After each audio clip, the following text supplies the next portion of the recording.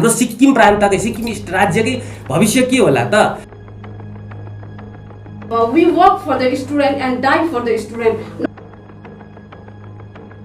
पढाइ हामीले पहिलाको जति पाउँदैछौँ, हामी स्टुडेन्टले त्यो फिस तिरे यतिको क्वालिटी पाउँदैछौँ, पहिलाको जस्तो एजुकेसन पाउँदैछौँ, पाएको छैनौँ नि त। भविष्यको तारालाई चाहिँ किन सङ्कटमा आज देखिरहेको छौँ हामीले? त्यो बुजुर्ग मान्छेलाई आउँदाखेरि एउटा हस्पिटलको एउटा असुविस्ता हुँदैछ भनेदेखि चाहिँ त्यो चाहिँ गभर्मेन्टले चाहिँ किन चाहिँ इनिसिएटिभ लिएको छैन? हामी अखिल भारतीय विद्यार्थी परिषद सिक्किम प्रान्तको प्रतिनिधित्व बनेर हजुरहरूको समक्ष उपस्थित भएका छौँ।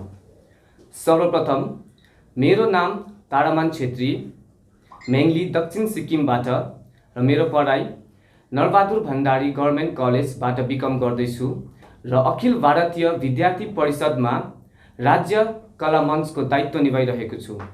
र साथै हामी माझ उपस्थित हुनुहुन्छ गीता छेत्री, अप्पर भालुथाङ पश्चिम सिक्किमबाट र उहाँको पढाइ सिक्किम केन्द्रीय विश्वविद्यालयबाट सोसियोलोजीमा एमए गर्नु भइसकेको छ र अखिल भारतीय विद्यार्थी परिषदमा उहाँले सिक्किम गर्ल्स इन्चार्जको दायित्व निभाइरहनु भएको छ।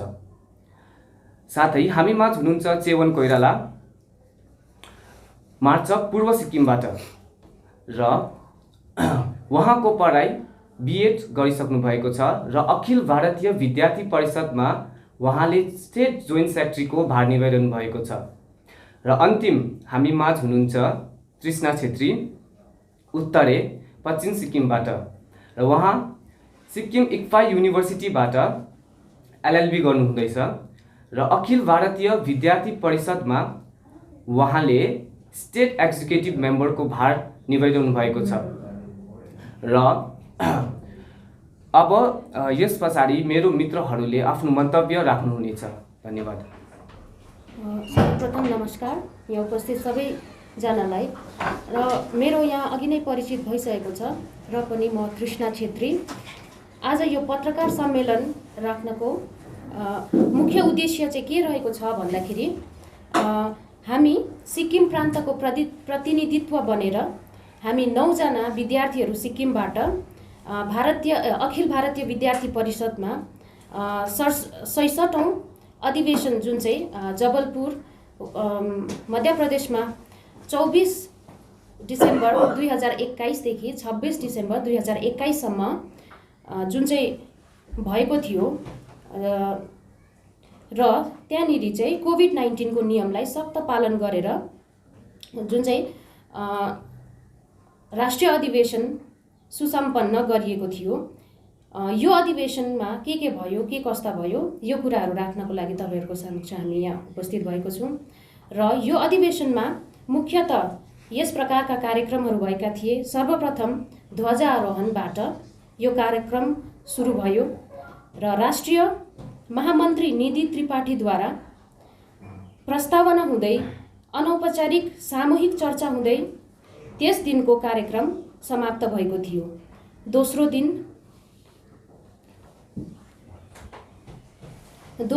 राष्ट्रिय सहमन्त्रीको सम्भाषण, प्रस्तावना सत्र, शोभायात्रा 3 किलोमिटरको शोभायात्रा भएको थियो।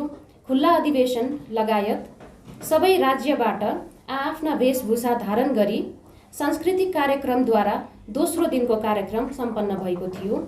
त्यसपछि तेस्रो दिनको कार्यक्रम पनि भाषण सत्र, प्रस्ताव सत्र, प्रान्त बैठक, व्यवस्था परिचय, आगामी घोषणा, कार्यकारिणी घोषणा र 4 मुख्य घोषणा पत्रहरू पारित गरिएको थियो र यसरी नै त्यो त्रिदिवसीय राष्ट्रिय अधिवेशन सुसम्पन्न भएको थियो। र जुन चाहिँ 4टा रिजोल्युसन घोषणा पत्र जुन चाहिँ हामीले वहाँ पारित गरेका छौं त्यसलाई विस्तार गर्न यहाँ चेवनजीले त्यसको विस्तार गरिदिनुहुन्छ। नमस्कार। मेरो परिचय है अगावै भइसकेको छ। म चेवन कोइराला, मार्चक पूर्व सिक्किमबाट र हामी जुन सिक्किमको प्रतिनिधित्व बनेर अखिल भारतीय विद्यार्थी परिषदद्वारा हामी सिक्किम प्रान्तको प्रतिनिधि बनेर 9 जना सदस्यहरू वहाँ गएको थियौँ अधिवेशनमा है। अखिल भारतीय विद्यार्थी परिषदको 66औं अधिवेशन यानि जबलपुरमा भएको थियो र आगामी साल गुवाहाटीमा हुनेछ घोषणा भइसकेको छ है।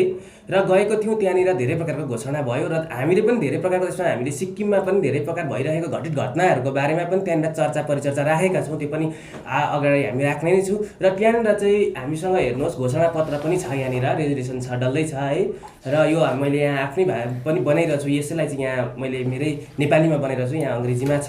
र के कस्तो हाम्रो त्यहाँ घोषणा भएको थियो भने चाहिँ जुन 2020मा जुन भारतमा चाहिँ जुन एजुकेसन सिस्टम जुन छ, पोलिसी नयाँ सिस्टमको बनाउनु पर्छ भन्ने माग छ, बनाइसकेको घोषणा पनि भइसकेको छ।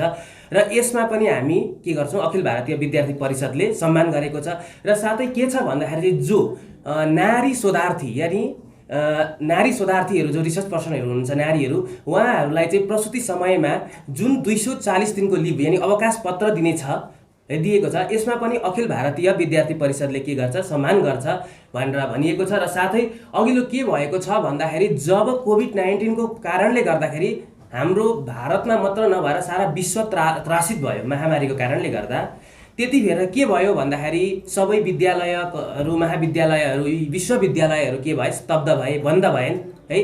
त्यतिखेर हाम्रो मुभमेन्ट के भयो भन्दाखेरि सबै बन्द भयो। त्यतिखेर हामीले चाहिँ के गर्यौँ भन्दाखेरि चाहिँ क्लास विद्यालय हामी जान सकिनौँ।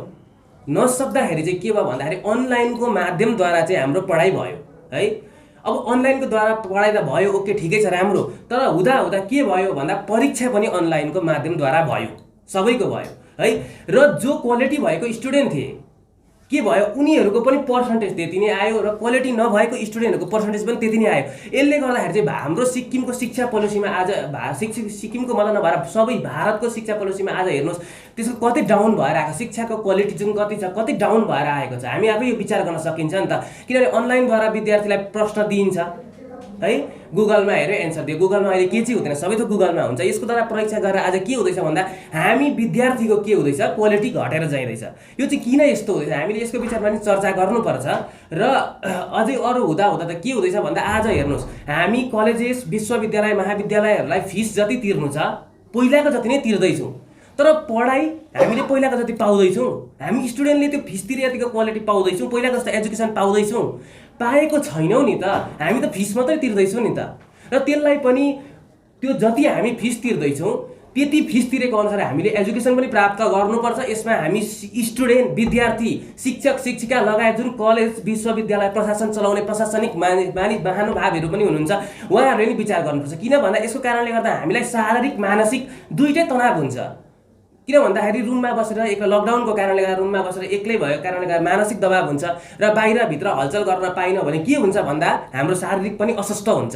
यसको कारणले गर्दा हामीलाई दबाव पर्छ। किनभने हामी चाहिँ जुन अहिलेको विद्यार्थी छ, अहिलेको विद्यार्थीहरू जो छ त्यो विद्यार्थीहरू चाहिँ भविष्यको तारा हो र अहिले नै उनीहरूको त्यस्तो शारीरिक मानसिक तनाव भयो भने भविष्यमा के होला, भारतको भविष्य यानि हाम्रो सिक्किम प्रान्तकै, सिक्किम राज्यकै भविष्य के होला त। र यस विषयलाई प्रतिनिधि गरेर के भनेको छ भने जब नर्मल भयो, पहिलाको जस्तो साधारण भयो, जब विद्यालय लाग्यो, अब जोइन त गरेको छ अनलाइनको माध्यमद्वारा, कलेज कहाँ हो याद छैन, क्लास कहाँ हो याद छैन, हामी त गयौँ, त्यतिकै बस्यौँ, जाँदा पनि हुन्छ, नजाँदा पनि हुन्छ, त्यस्तो छ। र हाम्रो अखिल भारतीय विद्यार्थी परिषदको 66औं अधिवेशनमा चाहिँ यसलाई प्रतिनिधित्व गरेर, यसलाई मध्यनजर गरेर चाहिँ के माग रहेको छ भन्दाखेरि जब हाम्रो विश्वविद्यालय, विद्यालय, महाविद्यालयहरू आरम्भ हुन्छ त्यस बेला चाहिँ के गर्नुपर्छ भन्दाखेरि चाहिँ जब पहिलाको जस्तो हुन्थ्यो, यानि स्वागत समारोह, नयाँ आउने विद्यार्थीहरूलाई स्वागत समारोह, सांस्कृतिक कार्यक्रम है, खेलकुदद्वारा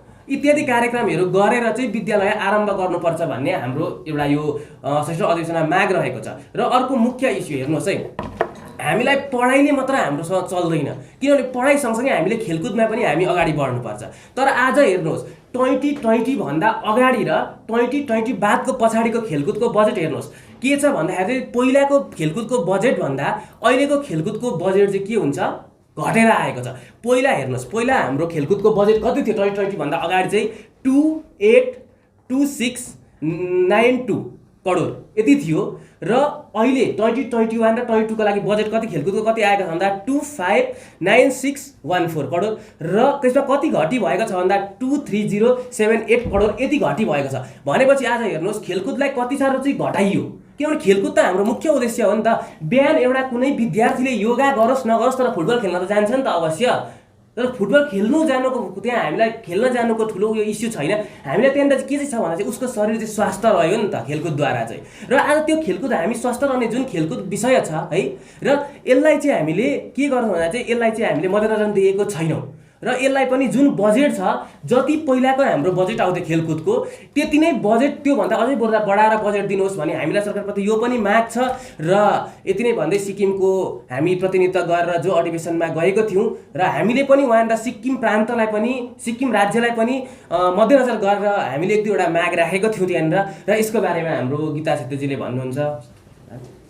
नमस्कार, म अघिबाट नै परिचित भइसकेकी छु, तर पनि मेरो परिचय दिनु पर्दाखेरि गीता छेत्री। र अखिल भारत विद्यार्थी परिषद कहिले इस्टाब्लिस भयो भन्दाखेरि 9 जुलाई 1949 मा इस्टाब्लिस भयो। र कसले इस्टाब्लिस गर्नुभयो भन्दाखेरि बलराज माधवले उत्पन्न गराउनु भयो, इस्टाब्लिस गराउनु भयो। र अखिल भारत विद्यार्थी परिषद चाहिँ हाम्रो नट ओन्ली सिक्किममा मात्र होइन र बाहिरबाट पनि हेर्दाखेरि एउटा कस्तो भन्नुहुन्छ भनेदेखि अखिल भारत विद्यार्थी परिषदले एउटा राजनीतिको तोडमा हेरिन्छ।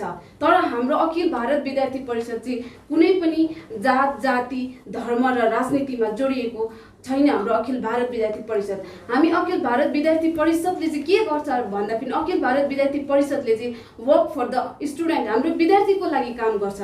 हामी कुनै पनि राजनीति र कुनै पनि कास्ट र कुनै पनि रिलिजनको लागि हामी कहिले पनि काम गर्दैन र हामीले विद्यार्थीको हितको लागि काम गर्छ। जस्तै भन्नु भनेदेखि हामी विद्यार्थीमा इक्जाम्पल दिउँ भनेदेखि हामी सिक्किममै पनि जस्तै भर्खरमा कोभिडको टाइममा त्यस्तो त्यो कोभिडको सिचुएसनमा पनि हामी अखिल भारत विद्यार्थी परिषदको द्वारा हामीले सिक्किम केन्द्रीय विश्वविद्यालय र नरबहादुर भण्डारी डिग्री कलेज त्यस्ता कलेजको स्टुडेन्ट र अरू कलेजको स्कुल्सको स्टुडेन्टहरू जति पनि बाहिरबाट आउनुभएको छ, बाहिरबाट जस्तै भन्नुभएदेखि मणिपुर अरू आसामहरूबाट अरू जग्गाबाट आएर चाहिँ यहाँनिर केन्द्रीय विश्वविद्यालयबाट शिक्षा लिनुभएको छ। उहाँहरूलाई हामीले कतिवटा कुरामा सहयोग पुर्याएको छौँ। जस्तै भन्नु भनेदेखि ग्यासदेखि लिएर गएर कतिवटा रासिन पानीदेखि लिएर कतिवटा कुरामा उहाँहरूलाई हामीले सहयोग पुर्याएको छौँ। र कसरी चाहिँ हामीलाई चाहिँ आज राजनीति तोडमा चाहिँ अखिल भारत विद्यार्थी परिषदलाई चाहिँ कसरी चाहिँ राजनीति तोडमा चाहिँ हेरिँदैछ है। र यो चाहिँ म चाहिँ यो आज पत्रकार सम्मेलनको अगाडि सबै सिक्किमे सिक्किमको जति पनि हामीलाई हेर्नुहुँदैछ उहाँहरूलाई म पत्रकार सम्मेलनको अगाडि यो भन्न चाहन्छु, अखिल भारत विद्यार्थी परिषद चाहिँ हामी स्टुडेन्टको लागि काम गर्ने विद्यार्थी एउटा सङ्गठन एउटा हो। कुनै पनि हामी राजनीति कुनै पनि रिलिजनको लागि काम गर्ने होइन। We work for the student and die for the student, not for the religion caste and political. That's why we call the Akhil Bharat Vidyarthi Parishad ABVP। र साथै सम्पूर्ण विद्यार्थीको हित चाहनुहुने सिक्किम सरकारमाथि हामी विद्यार्थी परिषदबाट यस्तो माग गरेका छौँ। पहिलो माग छ, आज सिक्किममा विद्यार्थी मात्रै नभएर नौजवानहरूलाई पनि सुरक्षित छैन।